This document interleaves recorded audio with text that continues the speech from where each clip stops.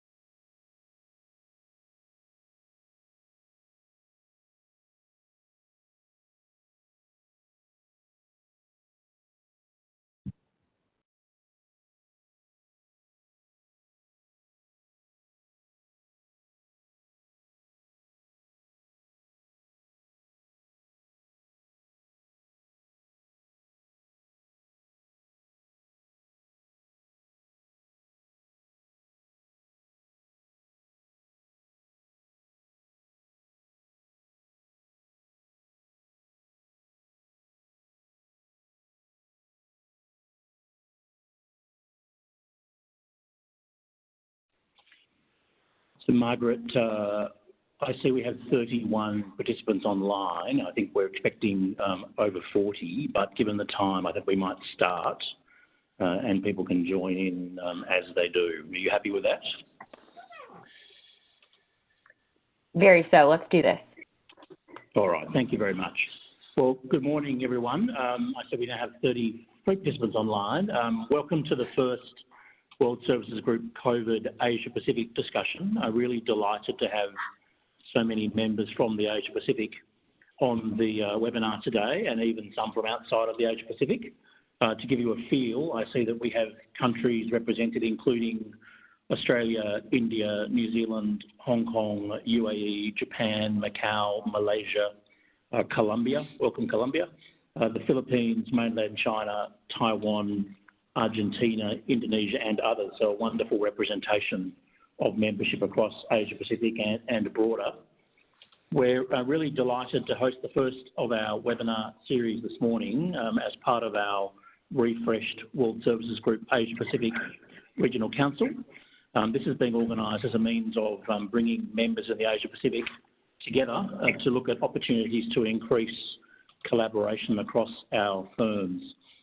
For those of you that I don't know, and I've been ringing around to most of the Asia Pac member firms and talking to most of you, I think, but for those of you I don't know, my name is Adam Handley. I'm a partner at Minter Ellison in Australia and the new chair of the Asia Pacific Regional Council for World Services Group.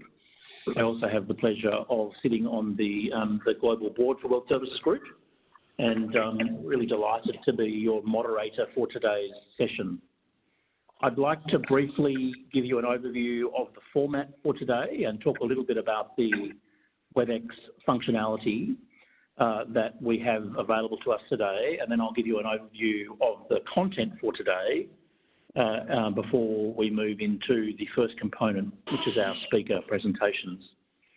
We have Margaret McHattie from World Services Group helping moderate the call today, and Margaret, thank you to you, and Murray Carmen, our COO as well, who I know is also online, for being available at, I think, a fairly unpleasant time in the US. So thank you very much for your support in getting this webinar up and running. And Margaret will also help us coordinate the slides that you should see in front of you, and also the discussion and member poll that we'll be taking towards the end of the webinar today.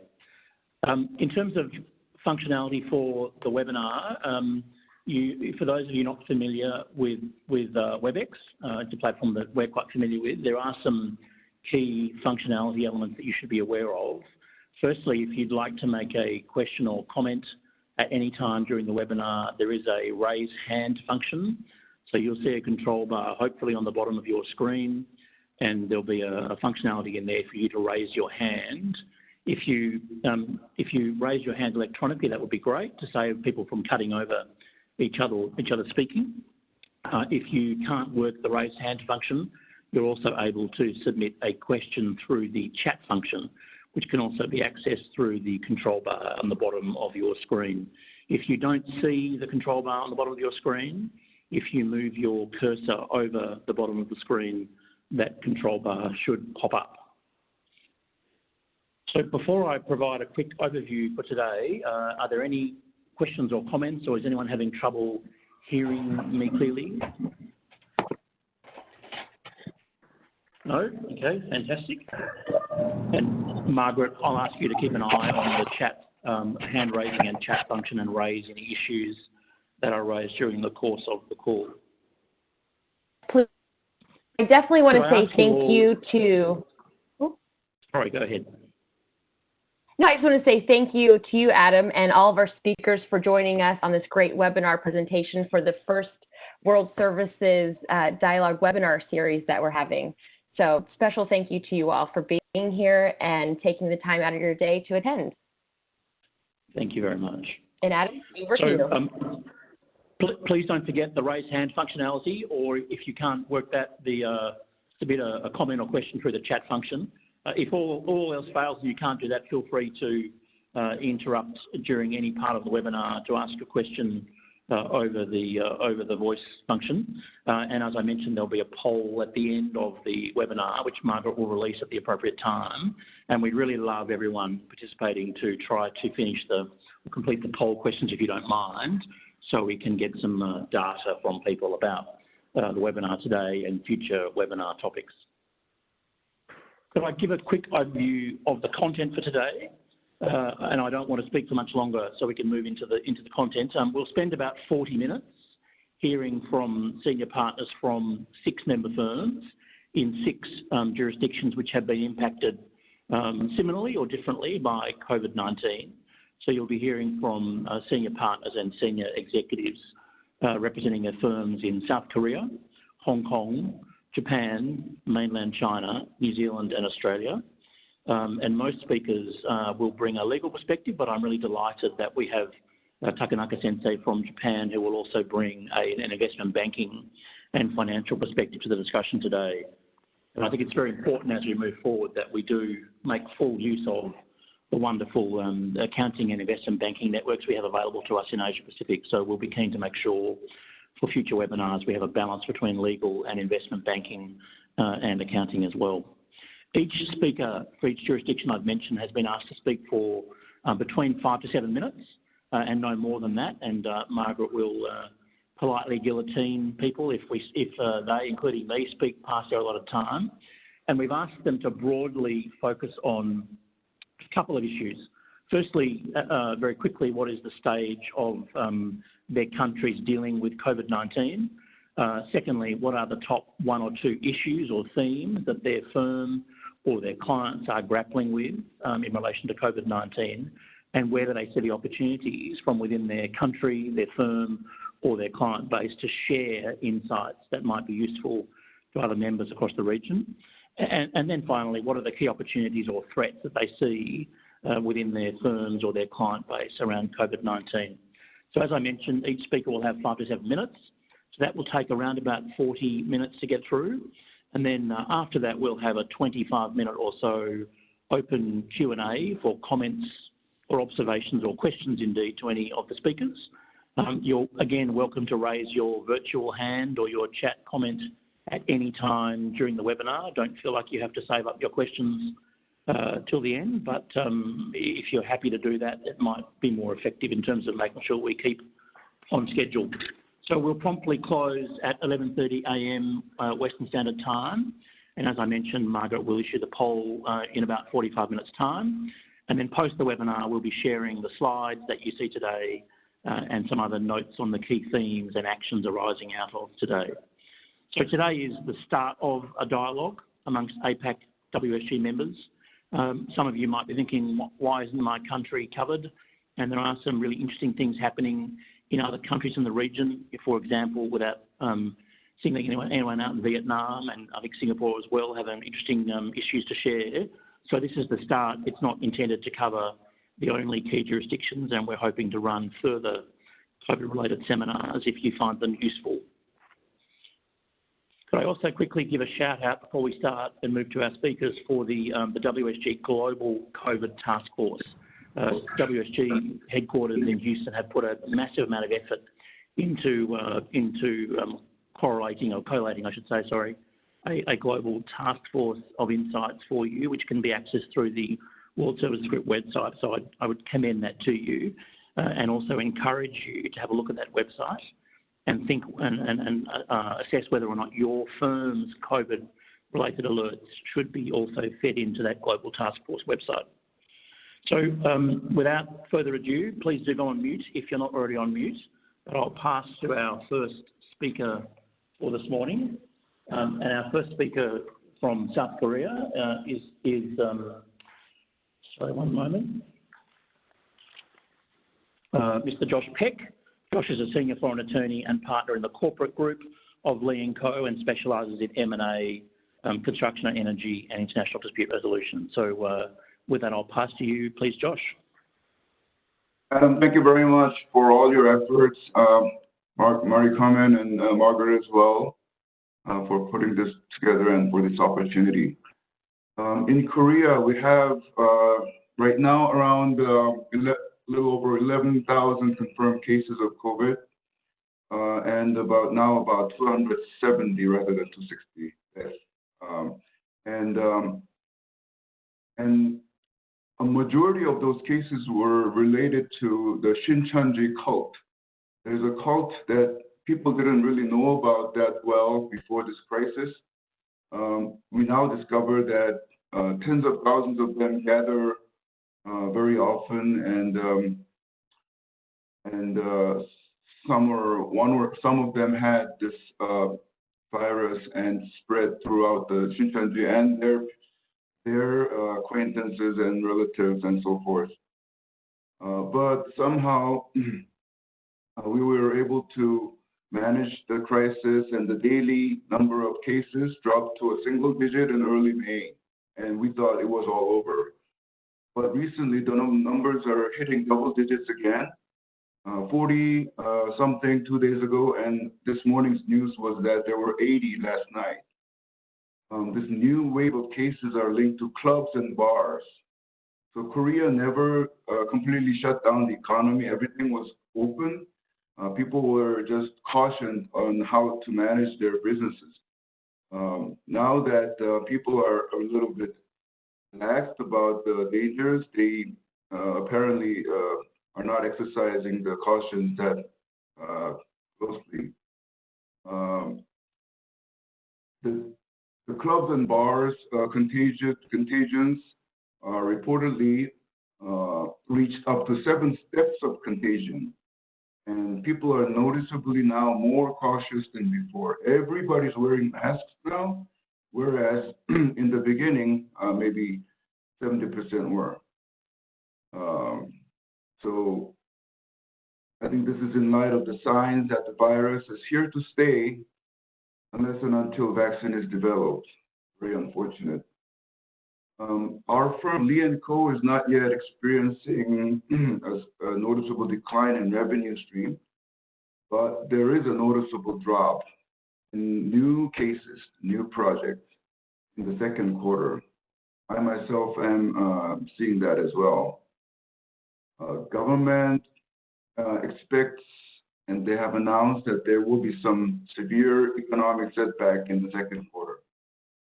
And the size of Korean economy shrank by 1.4% first quarter alone. And exports in May to date dropped 20% in comparison to May exports in 2019. And I hear that this is most noticeable in the automobile industry. Government is doing all it can to maintain the economic relationships with other countries and minimize the impact of the crisis. They are holding video conferences with the Visegrad Group and India and Australia and GCC. So they're working hard to ensure that the crisis does not affect the economic ties with this economic trading partners too much. And one factor that I might mention is that the U.S.-China quarrels over the origins of prices and other issues recently are posing another major dilemma for Korea. I might say that Korea is one country that is facing the largest dilemma in all these disputes between the two superpowers because we're very, very, very closely tied to both of them. Recently, U.S. has named Korea among its so-called Trusted Partners Network. Its name is to be formalized later, but it's an initiative aimed at diversifying global supply chain away from China. Korea, of course, declined to state its position due to its close economic ties with China. And meanwhile, China has reportedly sought Korea's support in relation to the Hong Kong security law. So Korea is facing more and more difficult challenges in this regard. In terms of opportunities, Korea has sold here $225 million worth of COVID-19 test kits to 103 countries. And the Ministry of Health has received overwhelming requests from their countries, their counterparts in other countries, to provide some guidance on how to deal with these other crises. And the government sees this as an opportunity to sort of elevate our image and increase our economic influence in the global market. And we see this as an opportunity that will help enterprises in across all export sectors. And the president has recently pledged to push for a Korean New Deal that will create jobs through establishing digital infrastructure. Don't ask me what that means. And we'll just have to see how that unfolds. What are the key threats? I wanted to just talk about my area of practice, which is construction. Construction industry is facing hurdles in supply of materials, especially we're very, very dependent on China in that regard, and as well as manpower because of the shortage of people who are able to work. And so this presumably will cause long-term delays in works and liquidated damages being imposed. In February of this year, the Ministry of Economy and Finance issued a public contract management guideline for coronavirus. So these guidelines deals with force majeure issues. And so we looked at it, but as expected, it's not very clear what they're saying. The guidelines provide for liquidated damage exemption and price adjustment where delay of work is unavoidable. Being a lawyer, I immediately asked, what does that even mean? Does it mean you can work as long as you're wearing a mask, or I would think that if the government completely prohibited workers from going, participating in the projects, then that would be unavoidable. But in all other cases, there would be a fair amount of dispute. That is what I had prepared for today. Thank you very much, Josh. We might turn to our next speaker now, Machiana Chu from Deakin. Machiana specialises in cross-border M&A, private equity and venture capital investments, joint ventures and investment structures. Thank you, Machiana. Thank you, Adam. Good morning, everyone. I'm very happy to speak to you on COVID today about Hong Kong. First of all, let me give you an introduction as to what kind of stage that Hong Kong is in this COVID outbreak. So far, since the outbreak of the COVID, we have recorded a total of 1,066 cases, infected cases. And so far, we have recorded 4 deaths up till now. So if you look at the numbers, you will see that actually, in terms of a big city like Hong Kong, we have 7 million people. The record is actually not too bad. So I think that so far the COVID is fairly well contained in Hong Kong, and we need to keep our fingers crossed, of course. I think thanks to our experience, our painful experience in SARS in 2003, I would say people in Hong Kong in general, they're quite equipped and they're well aware of how to protect themselves and protect the city from development of a more serious outbreak. So this is where we are. Hong Kong has never had a compulsory lockdown, but the government has taken very stringent measures in terms of restricting traveling and also imposing social distancing measures. So right now what we have is, in terms of traveling in and out of Hong Kong, mainly is confined to Hong Kong residents. For non-Hong Kong residents, for example, like overseas people, basically the travel will be delayed if you want to come to Hong Kong for now. And for PRC and Macau residents, if they need to come to Hong Kong, they are subject to 14 days of quarantine. For Hong Kong people, if we go out of the city, when we come back again, we are subject to 14 days of quarantine. In terms of activities within the city, we have social gathering restrictions. So right now, restrictions have been relaxed a little bit. Previously, social gathering like dinner or drinks, we can only gather at a maximum of 4 people. Right now, because we have seen less and less cases, we have seen no local infection for nearly a month. So the social distancing measure has been relaxed.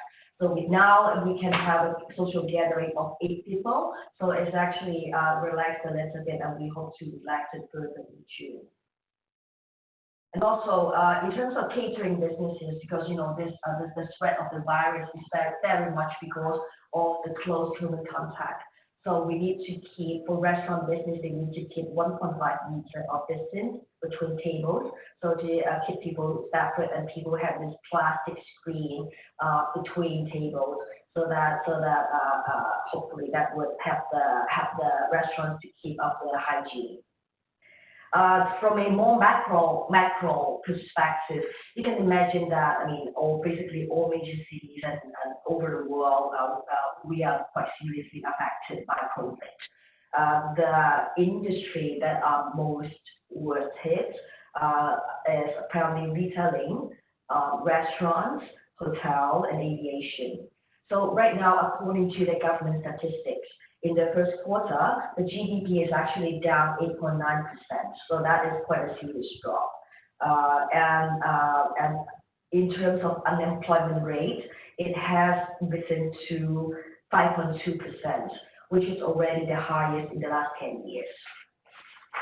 So these are not so much good news. We hope to keep the situation contained and hope that the virus will tie down and that the economy will bounce back very soon.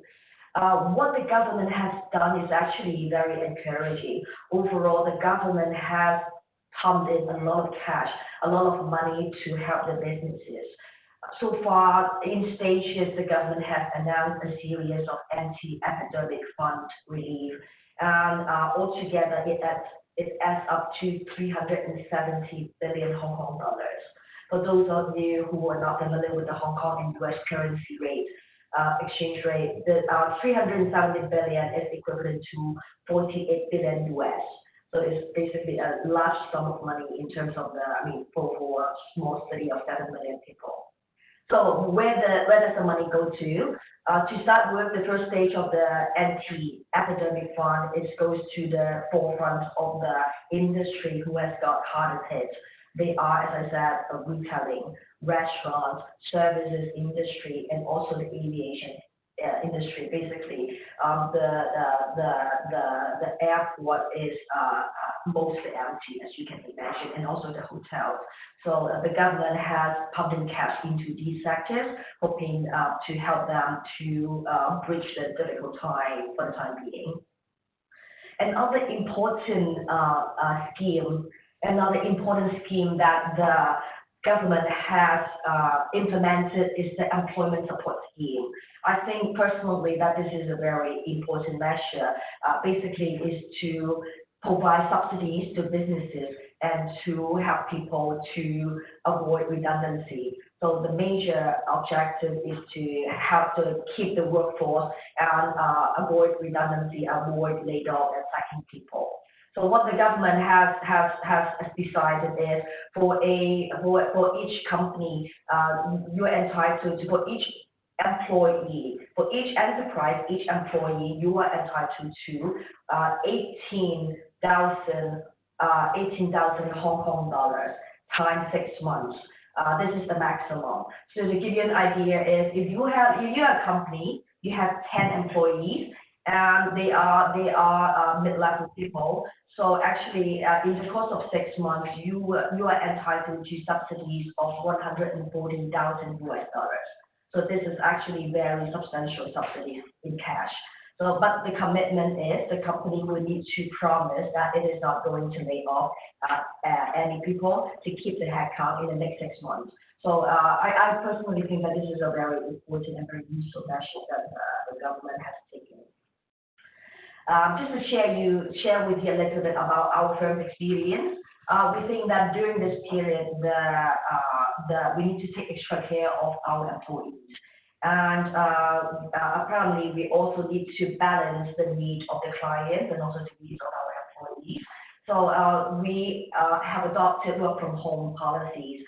And in that respect, we have carried out urgent assessment of the suitability of our software and our infrastructure so that we can work remotely, and most of our lawyers can work remotely. But as a matter of fact, there are also certain areas that require emergency assistance. And for those who have to attend to the offices, we have rotation system, and we split people into 2 teams, Team A and Team B, so they come into office by rotation. Hopefully, that is a risk management measure that in case any people get affected, fingers crossed, we haven't got any cases, but just in case, and that we will be able to keep the firm's business stable. Key opportunity is digital transformation, as I have said. I'm a corporate partner, so from what I have seen, actually, there are new M&A opportunities popping up because for those of the company who is rather cash rich, there are more opportunities for acquiring a distressed assets and companies that are of liquidity problems. So we hope to see in the next few months that there are more and more M&A opportunities arise. I'm aware that I have spoken for 8 minutes, so just quickly go through the threats.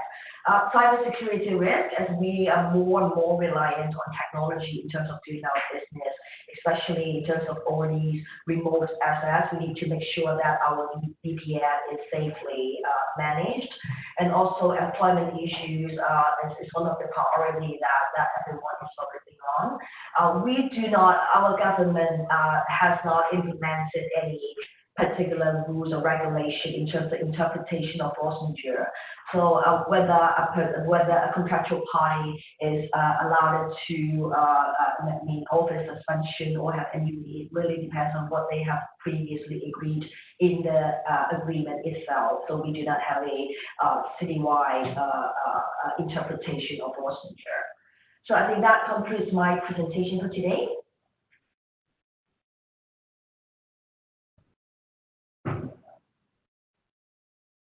Takanaka Sensei from Takanaka Partners in Japan to provide an investment banking perspective. Takanaka Sensei is recognised across Asia Pacific and abroad, and more broadly for his expertise in cross-border M&A and JV transactions. And on both sides of the Pacific, he served as a senior advisor to a wide range of companies across a wide range of sectors, including IT, electronics, manufacturing, fin services, and real estate. So over to you, and thank you, Takanaka Sensei.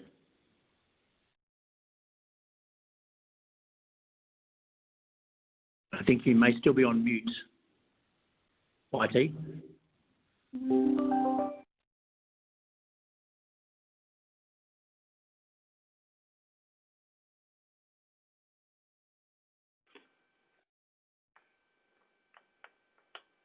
I still can't hear you, I'm afraid. Can you hear me now? Yes, I can now. Thank you. Oh, okay. Sorry. I'm sorry. Hello, everybody. It's my pleasure to participate in this webinar. I would like to report on Japan.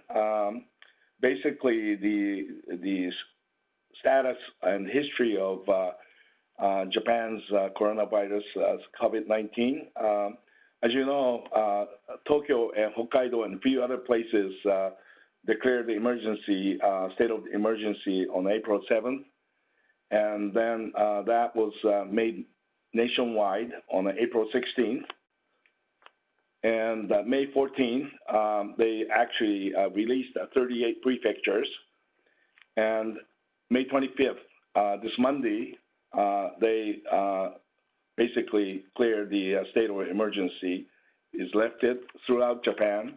So Japan is basically now back to work type of environment.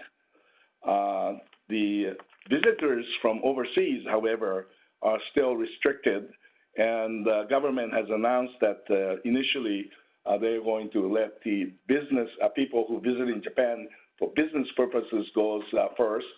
And then that's the first phase. And the second phase is the students. A lot of students from Asia goes to Japan for study, so students. And lastly, phase 3 are the tourists. So the timing of this is still not announced. So I would think that business people probably will be very difficult to travel to Japan, or you have to be quarantined probably through Japan, maybe mid-June at the best.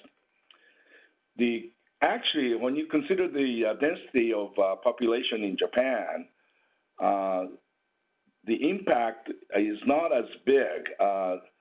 I sort of listed, the statistics on May 14th, and then I have most updated the statistics on May 24th.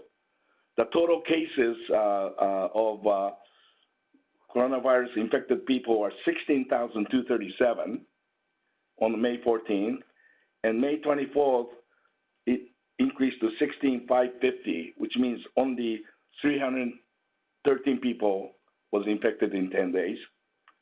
Death was on May 14th, 725, which is a 4.5% of infected people. And May 24th, this increased to 820, which is 98 persons increased. The people who was infected and cured on May 14 was 11,153, and on May 24th, 13,413. So you can see within 10 days, Japan's numbers dramatically became better, and that is the reason why the national emergency was lifted on May 25th. Economic impact for Japan for the first quarter, GDP comparing to the last year was negative 1.1%. Second quarter, April through June, comparing to last year, negative 21.5%. So you had the significant impact in April through June. I mean, this is estimate, though, however, April through June is estimate.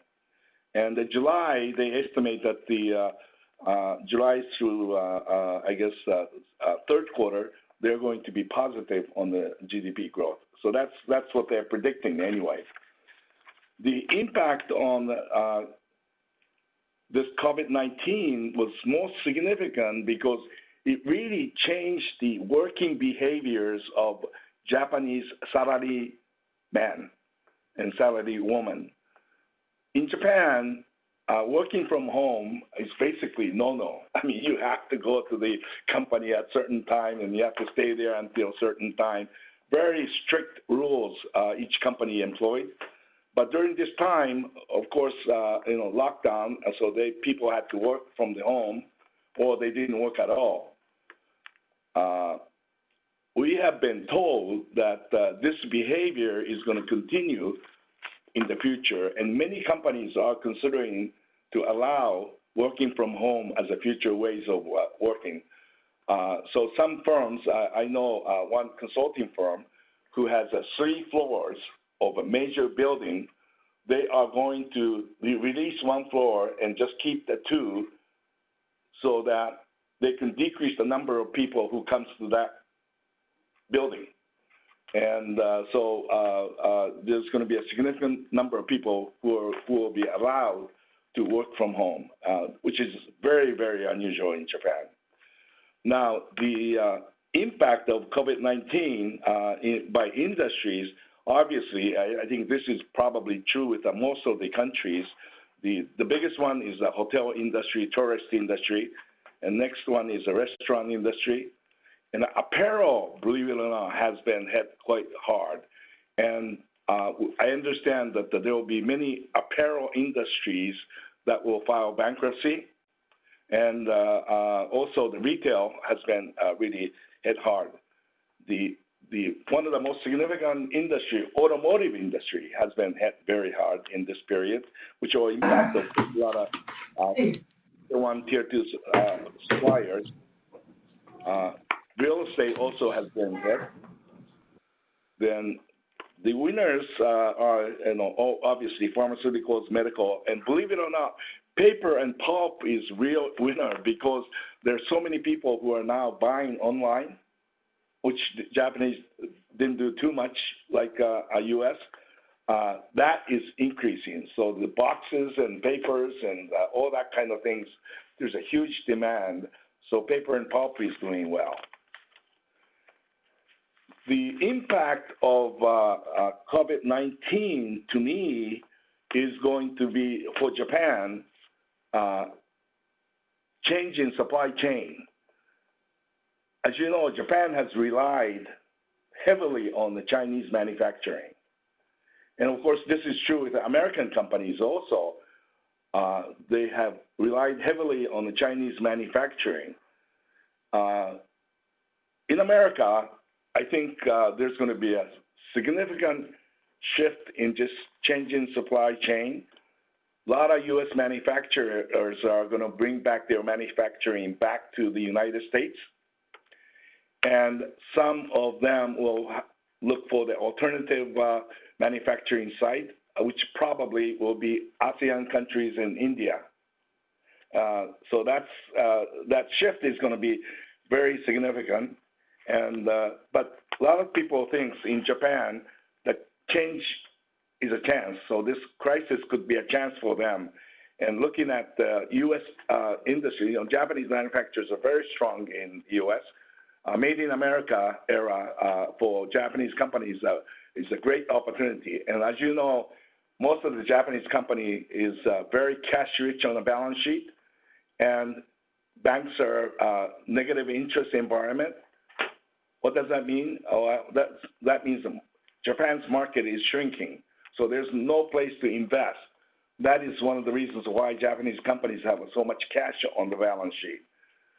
I think the trend for Japan is going to be continue to invest outside of Japan instead of inside, and these will come primarily to, in my mind, 2 places. One is USA, because manufacturing is something that Japan can compete in U.S. very well. The other way is I think looking for new markets. They'll be looking at ASEAN countries. So there's going to be a significant increase of activities for Japanese companies outside of Japan. In Japan, I think it's not going to be too much things. Right now, all of the M&A that's happening is starting to look restructuring M&A. And I think this will probably last for the rest of this year before they go back to positive M&A. Restructuring M&A is going to prevail. And also, I think lot of the big companies have stopped M&A in Japan, but small to medium-sized companies are still looking for M&A because there's going to be a lot of companies who want somebody else to buy because they're in financial trouble or business trouble. I think Japan is going to be very active investing overseas, and that will be primarily because they used to invest a lot in China. I think that China is now going to increase. As a matter of fact, that Japanese companies will start to leave in China like American companies, and they will go to ASEAN countries in India. So there's going to be that. And one thing about M&A, though, I think our firm's M&A is mergers and alliances. We don't use the word mergers and acquisitions. And I think more and more Japanese mentality will be alliances. So they will be very open to have a partial ownership, working with somebody else. This trend will continue to be in the USA and then also ASEAN countries. So I think Japan, I think, is going to come back relatively quick, I think, but there's not going to be a dynamic growth in Japan. The growth is going to be for Japanese companies outside of Japan, US and ASEAN countries, and future, I think, India. So anyway, that is what I have prepared, so I will conclude my remarks here. Thank you very much, YT. That was really interesting. Can we now pass to mainland China and Mr. Xiaomin Li from Hankun? Mr. Li is widely recognised as a leading lawyer for both banking and finance, including project finance and corporate M&A, and he's listed as a top-tier ranked person for both banking and finance, projects, infrastructure and energy in China by Chambers Asia, IFLR 1000 and Legal 500. So over to you, Li Zong. Thank you very much. Well, thank you, Adam. Thank you, Margaret. And thank you, everyone, for attending. And China, and we were the first epicenter of the COVID outbreak. And the timing was most unfortunate because it coincided with the Chinese New Year. Because for hundreds of millions of migrant workers and others, this was once in a year time to get united with their families. And we were quite shocked when the government declared to shut down the entire city of Wuhan in late January. But there was generally there was a widespread buy-in of the government decision. And at the time, I think the government projected there will be 2.9 billion trips made both within China and for Chinese traveling abroad during the 2-week Chinese New Year break. And I think the ultimate number at the end of the day was probably less than 1%. That was both a psychological and a physical shock to the way of living, frankly, and also to how we celebrate the Chinese New Year. And at the time, there was a general consensus, and the lockdown was not meant to save the country. And I think there was a general feeling among the populace we're trying to save others, because saving others was saving ourselves too in a globalized economy. And to think of the number of trips Chinese would have made. But the course of event has proven us wrong. And obviously, the COVID disease has its own way of doing things, and there is no way of knowing how other governments would react to protect themselves and to protect against the disease. And I think the epicenter has moved elsewhere. I think at the end of the day, I think the number of confirmed diseases is still increasing, but by a very modest margin. Right now, I think the reported cases are 85,000 confirmed cases and 4,400 confirmed deaths. And that's basically, I think, the havoc the disease has done to the human toll. Since then, I think life has, since I think the peak was mid-February. And since then, life has been easing back to normal. I think if, I live in Beijing and the traffic jam has always been a problem, but we had a 3 month free time, 3 months no traffic jam. We were so happy with the ease of traffic. Now the jams are back and business trying to get back to normal and marked by, I think, the close contact business such as dental clinics and barbershops. And because I had a dental appointment in early February and it was delayed by 3 months.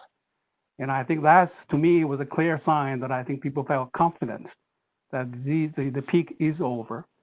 And the most recent, I think, mark of confidence is the convening of the People's Congress, which, by the way, is going to close today. I think with thousands of delegates from all over the country.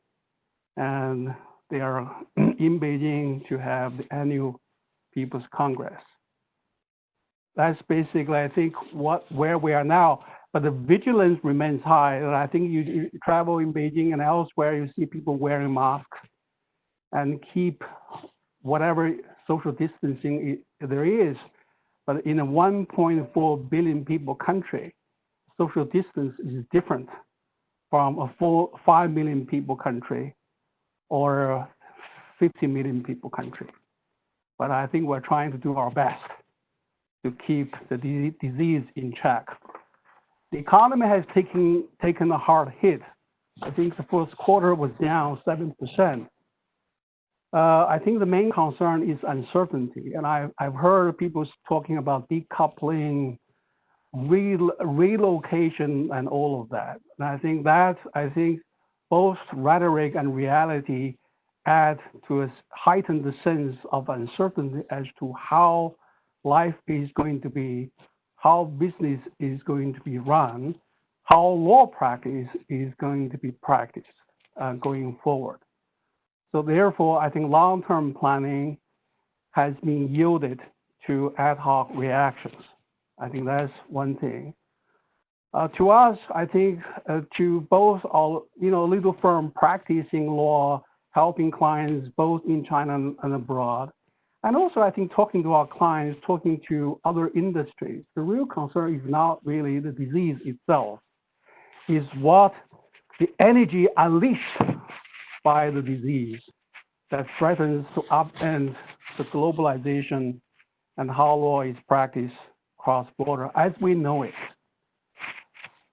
And, in China, outbound investment from China was, I think, for many years, an engine of growth for many countries. That has come to a standstill. Inbound investment for the first quarter, as we see it as a law firm, still remain robust, but that may change over time. I think I heard some of our Korean and Japanese colleagues talk about their first quarter revenue. And for us, it's interesting, the first quarter, well, I think the office occupancy was probably less than 10% of the normal occupancy. But the revenue drop is only, for the first quarter, is very little. And in fact, in April, we had a huge uptick.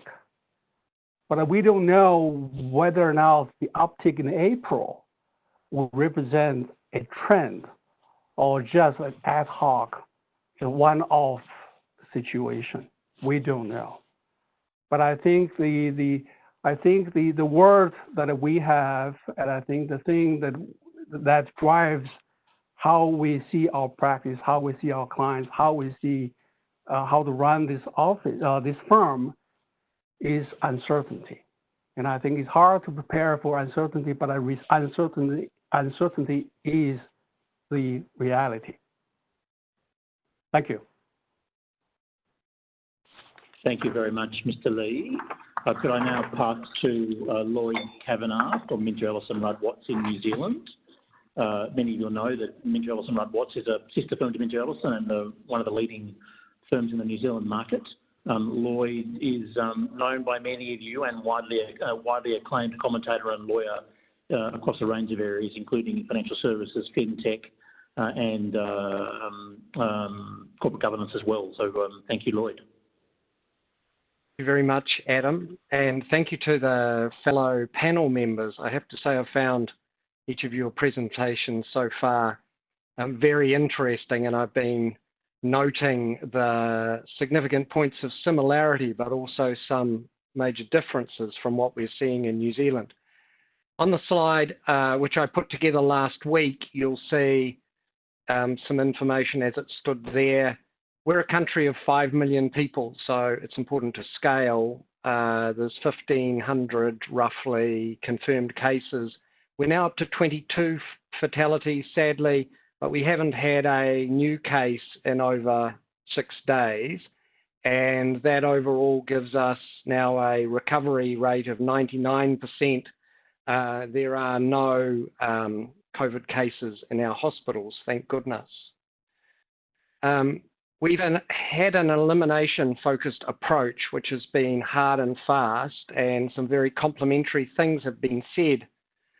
To speak very frankly, our government really didn't have too much choice.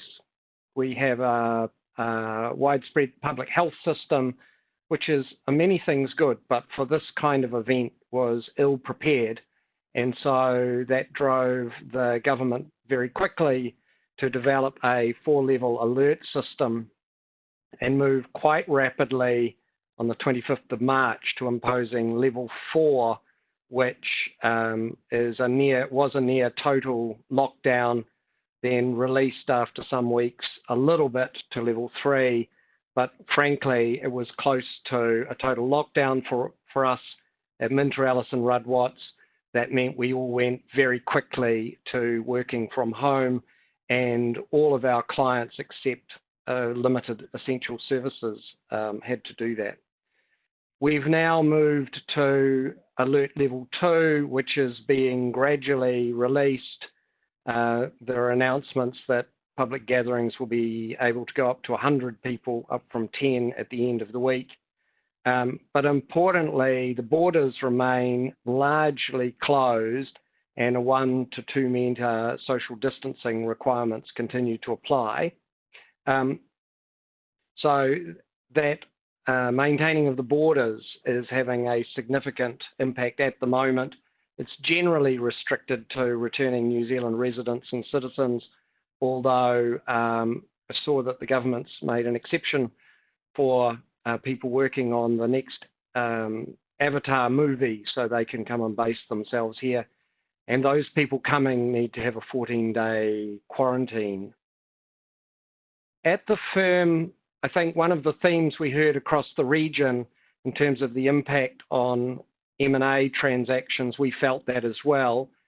Also, our litigators were impacted in level 4 because essentially the civil courts were more or less closed and all the cases suspended until we dropped back to level 2. That's working now. The kind of issues and also the theme of being reasonably busy and not seeing so much impact in the first month also was here. Our people were particularly busy in the employment sector as employers worked out whether or not they were entitled to government wage subsidies and their various entitlements, and now moving to restructuring and redundancy work. In the commercial property area, there were also lots of issues that were raised as to whether or not people still had to pay the rent when they didn't have access to their premises. We've also been involved in a lot of work in terms of insolvency law reform, where our Ministry of Business, Innovation and Employment, who are responsible for that area, asked for our help in setting up some changes to company directors' duties and a new COVID debt moratorium regime. So that's all been very interesting and challenging work. But probably the biggest impacts at the firm are exactly the same ones that we've seen for our clients, which are learning new ways of engaging with clients and looking after our people when we have moved to working from home. And that's been largely very successful. I think we're fortunate in New Zealand that over the last 5 years, we've had a massive rollout of optic fibre to homes, which has helped with communications. Now our challenge starting next week is our progressive move back to the office. We're hoping to have nearly all our staff back in the office on Tuesday. Some of us have been coming back a little early. But what we're seeing there are a whole range of emotional reactions on the part of our people, from fear, particularly using public transport, people saying, actually, I'm been saving myself a 1-hour commute every day, so why would I have to take up that journey again? And others who are desperately keen to get back to the office. In fact, I've noticed a correlation between the number of young children that people have at home and their enthusiasm for getting back to the office, which has been entertaining. Turning to the threats for the firm and our clients, the number one area is the recession that's unfolding and how long it will be before we see economic recovery. We've got different commentators giving very different prognoses. Probably our government's treasury is amongst the more optimistic. A lot of discussion about whether it'll be a V-shaped recession or a U or a W or an L. There's no doubt in my mind that it is going to be deep. It will impact New Zealand more than the global financial crisis did, that treated us relatively kindly. It's more probably like what we went through in the period 1990 to 1992, or perhaps even further back than that. And so adapting to those changes is a challenge for us and our clients. A particular area of focus has been the tourism and international education sectors. Tourism makes up around about 6% of New Zealand's GDP, of around about half of that, 3%, is international. And also international students participating in education here is material. With the borders currently being closed, obviously that activity is not happening. The borders are expected to gradually open up, but at first there will be quarantine requirements that apply. For international students who are coming for a year, 2 weeks of quarantine at the beginning may not be a problem, but for tourists who are coming for 2 weeks, that's not going to work. The most important initiatives in the short term are the discussions going on with Australia primarily to open a common border in which there won't be quarantine moving across that border. There are comments about including some of the Pacific Islands in that, and our Foreign Minister, Deputy Prime Minister, was flagging that in due course China, which is also a major trading partner, will be considered, and others in East Asia, I suspect, who have managed to get COVID under control. Listening to the other panelists, they flagged a point which was in my mind, but I didn't include in the slide, which is probably a pre-existing issue, but COVID seems to be intensifying it, which is the tension between China and the US. And New Zealand, like many countries in the region, does sit between those two superpowers, and navigating our way between that is going to be quite significant. But there is a silver lining as well. We're seeing opportunities both for ourselves and for clients. New Zealand remains open for inbound foreign investment. The government has passed through Parliament some increased requirements to notify the Overseas Investment Office for transactions. Essentially, any investment that acquires 25% or more of a business is going to have to be notified, but we're told that'll be a short and fast process to tell you whether you need to get consent or not. National interest criteria being added. But generally, the message remains New Zealand is open for business, and New Zealand businesses will be looking for partners and alliances, will be looking for capital. And it will, I think, continue to be a stable environment delivering predictable and positive yield on many investments. Also in the infrastructure and construction area, one of the things the government has committed to restore the economy is a real drive to invest in and build infrastructure. New Zealand's population has grown rapidly over the last decade. The infrastructure has not kept up with that, and there are great opportunities there. Another area, New Zealand already has a strong and innovative tech sector which exports its services. The requirements to work from home and our fibre network have accelerated our digitisation. And so one of the good things about COVID is we're doing more of this kind of thing, this kind of discussion. So it's no longer necessary to get on a plane and fly for 12 hours to Shanghai or Tokyo or Seoul or Hong Kong. It's now a case of getting together and having these discussions, and that's expected on the other side. The core of New Zealand's economic fortunes continues to be driven mainly by food and fibre primary industries, and that's continuing to perform strongly with growth. And what we're seeing is food shortages in some other countries mean there's great interest in supply from New Zealand. I think in New Zealand we're looking to add more value within the country. And the financial services sector here continues to be strong. Before COVID, it was an environment where some of the major institutions owned out of Australia were looking to divest parts of their New Zealand operation for their own domestic reasons.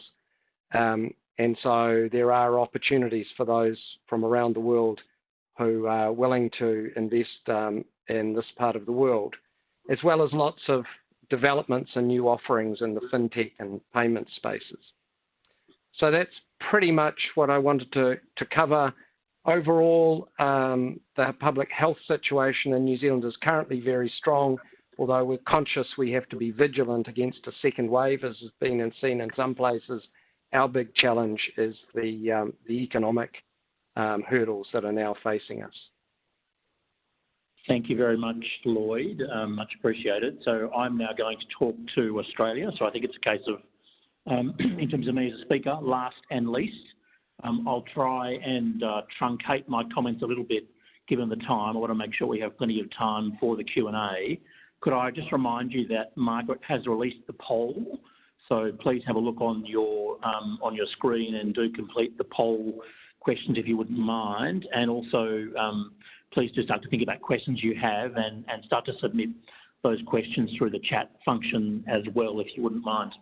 So look, from Australia, I have to say many of the themes we've heard today are also relevant for Australia, so at a high level in terms of M&A impacts, distressed assets, increase in disputes, supply chain disruptions. They're all the things we're seeing. But from an Australian perspective, I think it's fair to say we've been relatively unimpacted by COVID from a health perspective. So of 7,000 odd cases, we've had 6,000 or 6,500 recovered and only 103 deaths. So the health side of the equation has been managed quite well. The economic impact is still obviously unfolding, but I was interested in your comment, Lloyd, about the impact on New Zealand being greater than the impact of the global financial crisis, because there are many commentators in Australia that believe that currently we'll only see about a 1.3% reduction to Australian GDP, which contrasts with more than a 5% reduction to GDP in Australia after the global financial crisis. There are a whole range of reasons for that, and there are a whole range of factors which might in fact make the impact on Australia greater, but so far the medium to longer term economic impact appears to be manageable and at levels below the global financial crisis. You'll see I've given you three slides. The first two slides I won't talk to in detail. They were prepared by a third party, but I thought they were quite useful. So I've shared them with you for later reading. They show you the Australian government, including states and territories' response from both a health and an economic perspective. Key things I think to note are probably that the government's economic response was quite rapid, and that they pumped in more than 200 billion Australian dollars into the economy through a combination of quantitative easing and economic support. The most high-profile and slightly embarrassing example probably being the Australian JobKeeper subsidy, where eligible employees or employers were paid $1,500 per fortnight for 6 months for their eligible employees to keep them employed. The government announced that would be a $130 billion cost to the economy, and then embarrassingly this month admitted that in fact it was $70 billion, not $130 billion. We've had 8 weeks of virtual economic lockdown and working from home for most of the Australian economy. Minter Ellison put all our staff on working from home about 8 weeks ago as well, and we're now in a stage of phasing back into economic activity and some semblance of return to normality. So the dialogue and tone in Australia now is very much about economic recovery and getting back to a semblance of normality, rather than dealing with the health impacts. That assumes, of course, that we don't get a second wave, which many people in the Australian market do fear will occur. So economically, markets were significantly impacted in the first 3 months of the crisis from March. As you'd appreciate, Australia is a relatively small domestic capital market, and we rely very heavily on both foreign trade and foreign investment. And we saw confidence plummeting in Australia during the first 3 months. And we then coupled that with some somewhat unhelpful political issues that the federal Liberal government had in relation to keeping backbenchers in check, and who were concerned that there would be a rush to buy distressed assets in Australia. So the government fairly quickly slashed the investment thresholds for our Foreign Investment Review Board screening regime, and sent a message to the market that almost every investment would be screened from a Foreign Investment Review Board perspective.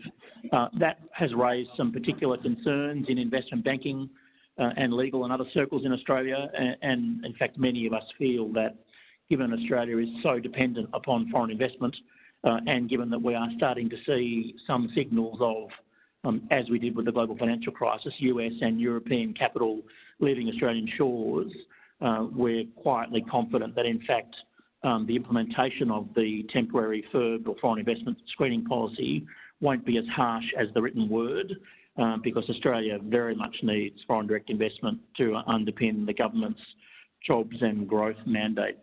So we have seen a jump in unemployment, looking like it's going to be a jump to take us to about possibly 10% unemployment and possibly a 1.3% contraction from a GDP perspective. On my third slide, I've just highlighted here some of the winners and losers.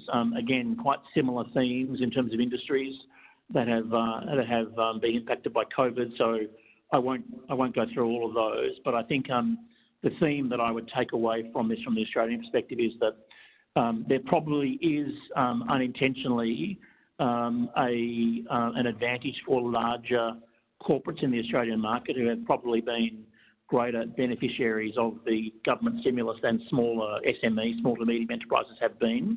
And those companies that had already moved in Australia to move to cloud-based and more agile working options have fared better, obviously, than traditional bricks and mortar. Our university sector has been terribly impacted. We're heavily reliant upon international students, and not much of the stimulus has gone to them. Plus, we're also seeing massive disruption in supply chains in getting goods and services that we import into Australia, so particularly those that have to come by air freight. And I'm sure many of you are experiencing that as well. excuse me. But, medium to longer term, we remain as a firm cautiously optimistic on the economic outlook. I think historically in the Australian market, law firms, in terms of their impacts from downturns, they lag behind the general economy. So the last 3 months for the firm have been very strong, and we've met or exceeded budget in those months. There is a question mark, I think, about whether there will be a lag effect, but our view is that disruption to the economy usually is good for professional services firms, and so we remain cautiously optimistic. And as a firm, we move to be much more agile and have the capacity for all of our lawyers to work from home well before the virus struck. So I think, as I said, the trends we're seeing are very similar in relation to distress M&A opportunities, subject to navigating our firm regime, which we think you can do, increase in disputes, supply chain disruption, including that possible, what we're calling in Australia, China Plus, where companies are looking to reduce their potential over-reliance on manufacturing out of China and seek to deal with supply chain disruption. So that's a potted, quick summary for Australia. So in the last 20 minutes of the session, we'd now like to turn to the other participants on the call and ask you for any questions or comments that you might have. So feel free to issue a question to one of the speakers, or indeed any other participant on the call. And I mentioned some of the other countries that are on the call today. Or if you'd just like to make a comment about the experience in your jurisdiction, particularly if it's quite different to what you've heard today, we'd very much appreciate it. So I'd like to open up for questions and comments now, please. The first one's always the hardest. So who's going to be brave and go first?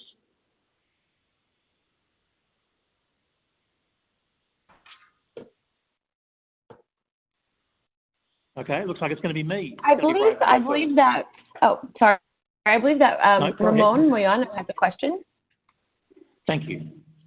If you could just let us know, please, for the speakers, just let us know the country and firm you represent before you make your comment or ask your question. All right. I mean, is it unmuted? Is it all right? No, we can hear you. Oh, fantastic! Because I was in a prior WSG seminar. I wanted to ask a question, and my device was muted. No, it was a very interesting overview of Asia. The situation in Latin America is different, and we're right now going through the beginning of what is going to be the peak of this whole issue. But it's very interesting, the overview. I was very much, I thought that the Chinese, Mr. Lee, the Chinese speaker, he mentioned something about outbound investment from China to the world having stopped. And my question to him is whether he thinks this will continue to be the case for the near future, or because I had the feeling that business is back in China. So I wonder whether the outbound activity will begin again. Well, thank you for the question. I think what we see, and also talking to our clients, our experience, is that there's a lot of uncertainty for Chinese outbound investment. First of all, before the outbreak, and even I think 6 months or 8 months before the COVID outbreak, there was a fair amount of hostility towards Chinese investment abroad, particularly in the US, in certain countries in Europe, where I think historically Chinese made most investment in terms of manufacturing, in terms of mergers and acquisitions, in terms of alliances. The Chinese would feel that would enhance not only their position, but also I think the economic positions of the host countries. But there was a fair amount of hostility, and I think in terms of, for instance, the legal barriers, the CFIUS and similar CFIUS regime in other countries, that hampered hampered the enthusiasm the Chinese investors used to have in making investment. We remind you, because a lot of the Chinese, I think, probably hold the most foreign currency in the world. Maybe Japan is second, is the next. And their money, they have to make good use of the money. And I think that the most logical use of money is to make the investment where they made the money from. And then, of course, there is a Belt and Road. But Belt and Road is basically, I think, infrastructure. But I think that, even though it's a very ambitious program, in terms of the amount of money made, has not surpassed, well, before the outbreak, didn't surpass the amount of investment made in developed countries. So I think now the COVID, and also I think the rhetoric, between countries, that would heighten the sense of uncertainty as to where the money should be, where the investment should be made. So I'm, in short term, I'm relatively pessimistic about how much Chinese are going to invest abroad in the next 6 months or even longer, in a year. I think it all depends how I think people will, when they take account of what happened, why it happened, and which country has done it right or done it better, and who to blame. And I think now the blame is so universal. I think that dampens the sense of collegiality that I think people once had before the COVID. Thank you, Mr. Lee. Very A question. Thank you. A question has been submitted to all of the speakers, which reads, would love to hear the speakers to share their firm's initiatives to enhance IT platforms and implement new ways of engaging with clients. So maybe I'll ask each of the speakers to talk to that in the order in which they spoke. Starting with you, please, Josh.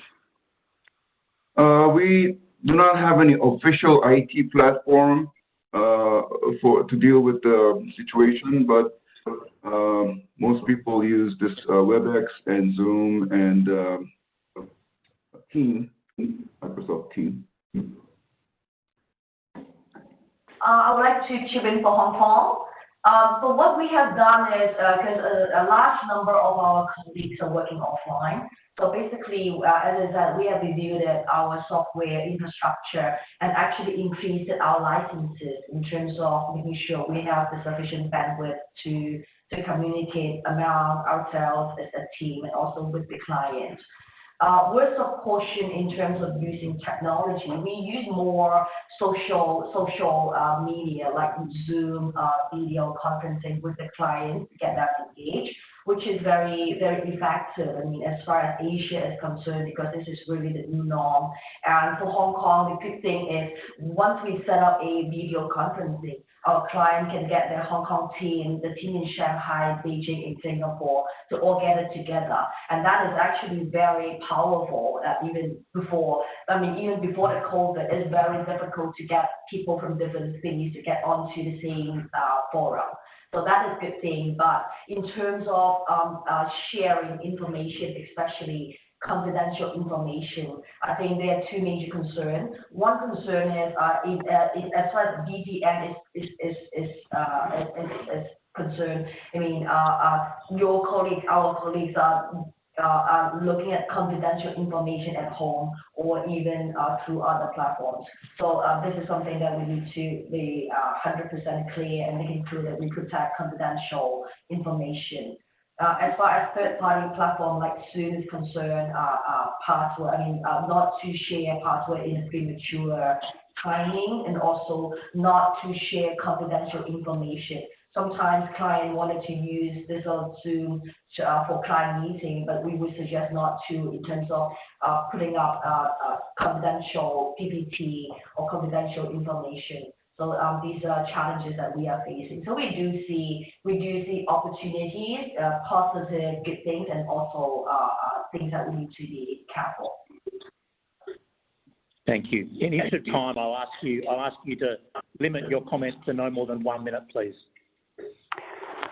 Adam, we have a fairly aggressive IT program, largely because the majority of our clients are in the new economy, the likes of Tencent, Baidu, Ali, not Ali, but TikTok, Meituan, and then we have to keep up with them. And secondly, as a COVID, I think sped up our program. Thank you. Thank you. Lloyd?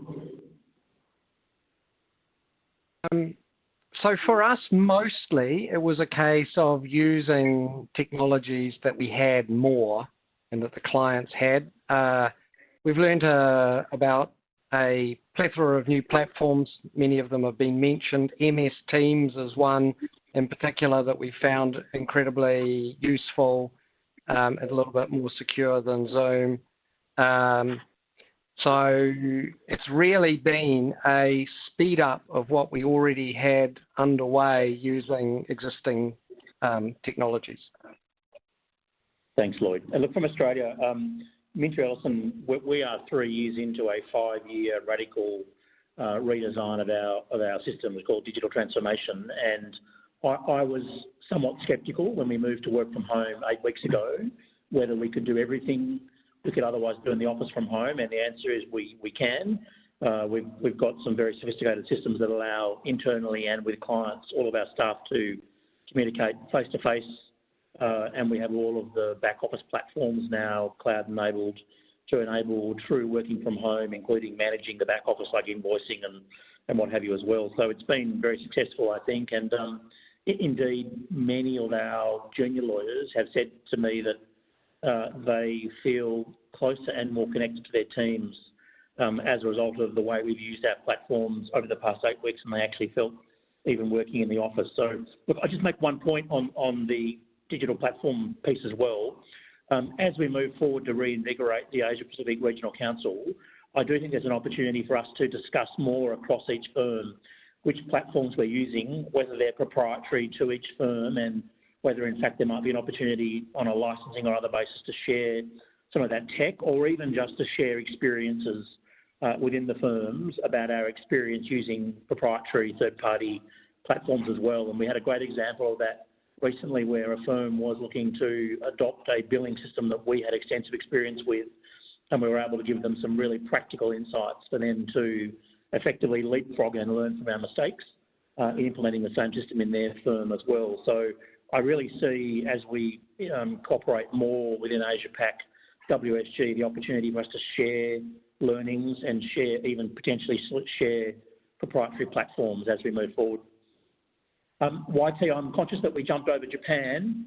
I don't know whether you have anything you want to add.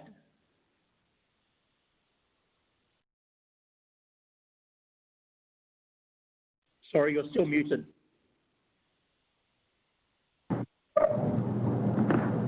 No, it's no IT platform that we're missing. We're missing physical meetings with the potential clients and closing the deal. That's our issues right now. Okay, thank you. A question submitted for Josh.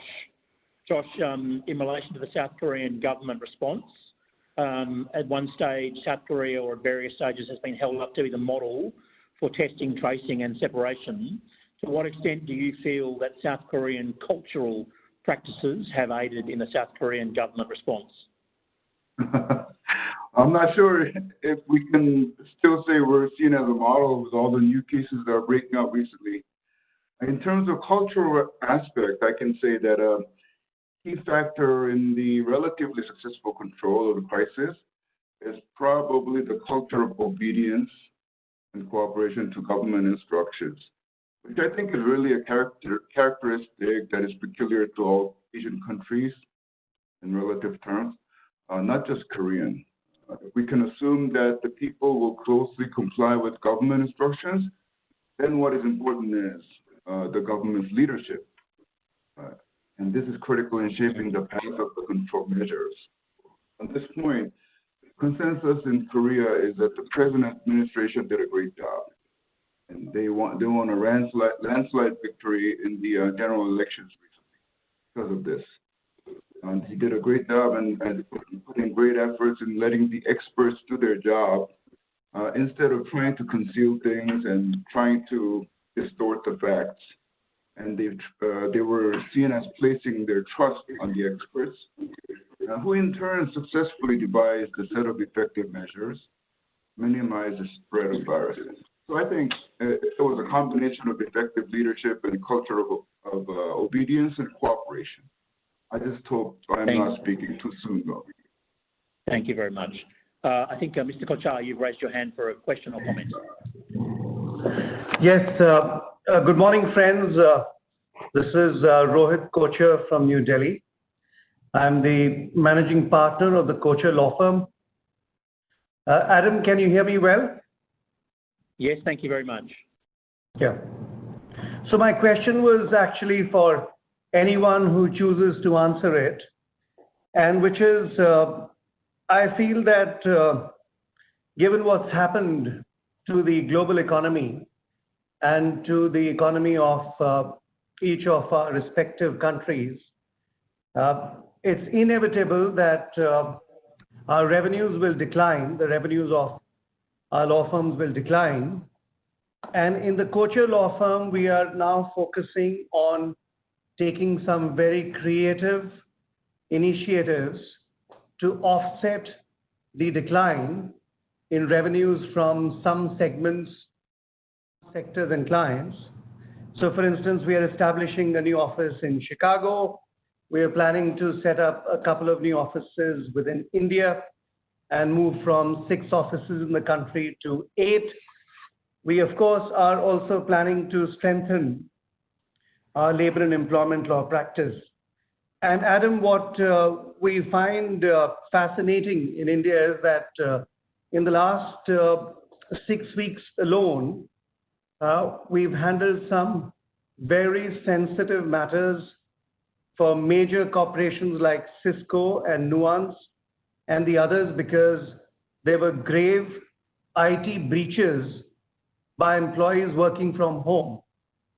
So my question really to our friends is, any of your law firms doing something new or creative or innovative or outside the box to offset the potential loss of revenue if we don't become inventive during these times?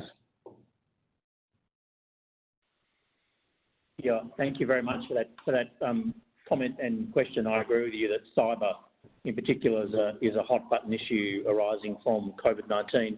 I might ask one of our speakers, in the interest of time, to address that question. Who'd like to go? I can start, Adam. I think before the COVID, and I think long before, I think we and many other Chinese firms had aggressive plan for globalization. By that I mean setting up offices not only in China but abroad. I think that plan is now being shelved. I think we ourselves, will shelve that plan indefinitely. I think that's one way of how we deal with the uncertainty. I think in terms of other practice and how we deal with our day-to-day practice, I think how our revenue is going to pan out, I think the evidence is still not enough for us to make a decision one way or the other, in terms of hiring, in terms of retention, in terms of where we should have offices, whether or not we should hire more people or do something different from how we do things in a normal time. Thank you. Colleagues, I'm conscious of time. We are scheduled to wrap up in the next minute or so. A few other questions have been submitted. We won't have time to go through all of those questions, but what we will do is we will ask the speakers to prepare a response to each of the outstanding questions, and we'll circulate those answers with the follow-up materials that we will send around after the webinar, probably in the next 24 to 48 hours. So I apologise that we didn't get to all the questions. We received a flood of questions in the last few minutes, but we will provide answers to those in the follow-up materials. I'm conscious of time, and it's very important that we do finish on time. Again, I apologise if we didn't address your question, but we're really keen to get your feedback on the webinar today. We think there is demand for future webinars, not just on COVID, and we'd like to do that, but also on broader issues relevant to Asia Pacific members. And some of the key themes we've spoken about today, which we might look to follow up with further webinars and discussions, are around those issues: M&A, distressed assets, dispute resolution, supply chain disruption, cybersecurity, foreign direct investment, and what have you. So we'll pick up on some of those themes and note those themes for potential future webinars in the follow-up materials, and we'd really love to hear from all of you about future webinars you would like to hear, but more importantly, future webinars you'd like to participate in. We're very, very keen to get more webinars now going across the Asia Pacific group, and so if you have a particular area that you personally or your firm is passionate about and you believe that that will be a benefit to other members in other countries, please do contact us, and we would love to organise some more webinars to discuss those issues. Again, I apologise for wrapping this up, but I want to finish on time. Could I again, on behalf of everyone, thank our speakers who have spoken today, but also thank Margaret McHattie from WSG for the fantastic administration support she's provided leading up to today and today. And I know it's quite late your time, Margaret, so thank you very much. And well, thank you. It's very interesting. Thank you so much, everyone.